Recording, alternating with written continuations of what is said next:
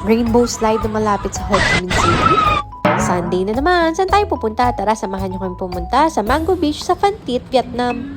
Dito na mismo kami bumili ng entrance ticket na may kasamang free drinks. Pagpasok mo ay makikita mo ang pwede mong gawin dito. Tulad na lamang nitong mini zoo. Dito ay makakakita ka ng peacock, Makitang gilas camel, yung camel. Oh. sheep, at marami pang iba.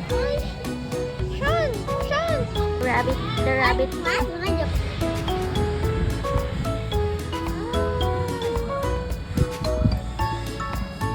At syempre, ang beach area nila. Meron din silang ino-offer na mga food. At nagulat rin kami na may horror house. Pang bata, pang matanda, at kahit ano ka pa. May mga claw machines din dito. Siguradong matutuwa talaga ang mga bata. Maraming activities dito tulad na lang nitong windboarding at banana boat.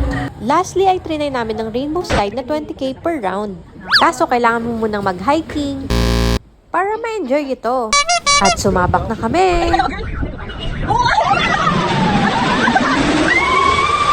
Oh, siya, hanggang dito na lang.